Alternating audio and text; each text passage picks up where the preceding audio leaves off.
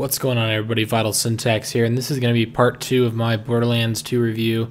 It's still 6 in the morning, but I wanted to do a couple more additions to my first part of this review because I kind of skimmed over some of the important key upgrades for Borderlands 2 from Borderlands 1. So I'm just going to go through these in a quicker manner. The first one I'm talking about is the storyline.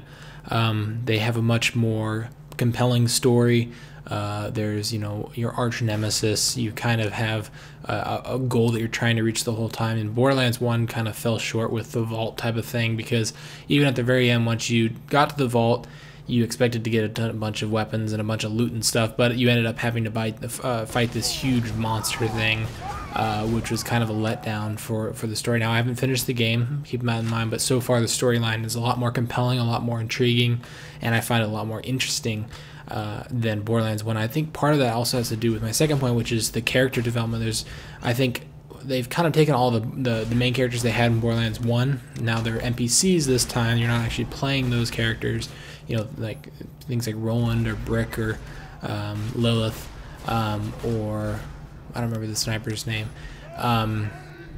But you have all those returning characters, so they already have their personalities and stuff, and they've kind of altered their personalities. It seemed like Roland was a lot different. It seemed like he had a different voice actor as well. And they've also added, this new arch nemesis named Handsome Jack, and I think he's a really good enemy. He kind of reminds me of the Joker. He's just kind of insane and crazy and evil at the same time, and just very unforgiving at the same time. So I think they did a really good job with the character development. The voice acting especially is amazing. Next thing I want to talk about, the upgrade from Borderlands 1 is animations. They're less clunky. Things like reload animation, jumping, running, basically everything in the game felt a little clunky on Borderlands. It wasn't clunky, in the sense of like Brink, but in Borderlands 2, it feels like a AAA top of the line animation system. Really good job, smooth, looks very realistic and everything like that. The next one is the amount of environments you get to explore. There's everything from lush forests to tons of snow, sharp ice mountains, and sandy areas, desert-like areas, caves and things like that. And there was a lot of variety in Borderlands 1, I felt like, but most of it was kind of like the arid Badlands, arid, dry, dirt, post-apocalyptic setting, and that fit Borderlands 1, I think, very well. But I think Borderlands 2 has a lot more variety. I think that kind of lends to the just the feeling of Borderlands 2 that it has, which is a little more playful and a little bit more less serious than Borderlands 1 was. And you can kind of see that in the voice acting as well. There's a lot more funny jokes and a lot more crude humor and things like that I think is also awesome. The next thing is character customization, which is a new feature. You can actually change how your character looks. You can change like his hairstyle, for example. Axton, you can put like a hat on him with glasses, or you can get like a beard. And you actually find those customization options throughout your gameplay. So at the very beginning, you don't have very many options. You might have 3 or 4 face options and a couple, maybe 10 different options for what colors clothings are. But actually, as you play, which I think is really cool, it's kind of like in Guild Wars 2, you can find different dyes for your character, and you can use those dyes to color the different parts of your armor. In Guild Wars 2, it's a little different, but you actually find different color schemes for your character, or different outfits, different types of headgear for your character by playing the game. And sometimes those are dropped by NPCs, sometimes those are dropped by enemies or bosses, or you maybe just find them randomly in the world, or maybe you buy them from one of the vending machines. So I think it's really cool that you have character customization. It kind of allows you to make it a little bit different than just the default set that they kind of give you with just the 4 characters.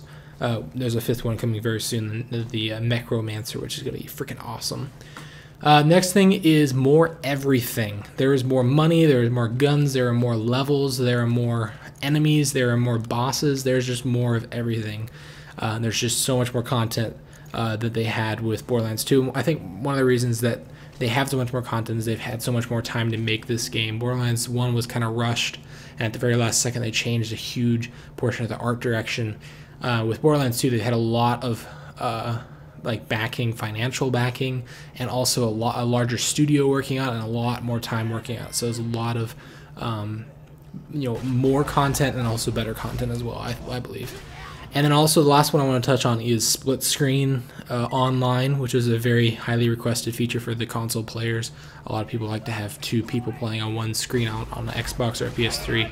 And on Borderlands 1 you couldn't do that and also play online with people, but now you can. I don't know how Borderlands is going to work with split screen on PC. I don't even know if that's a possibility. I would guess it probably is. I don't know if you have to plug in 2 keyboards and 2 mouses, or if you need like 2 controllers. I don't know. I remember you could, with mod support, run a split screen on Borderlands 1 on the PC, but I'm not even really interested in that personally. But I would guess that there's probably a way to do that, or there will be one in the future. So anyway, that's just kind of my add-on, my part 2, I guess, for my Borderlands 2 review. Hope you guys enjoyed and found it informative. Once again, I give this game an A+, triple star, 5-star rating, whatever you want to call it.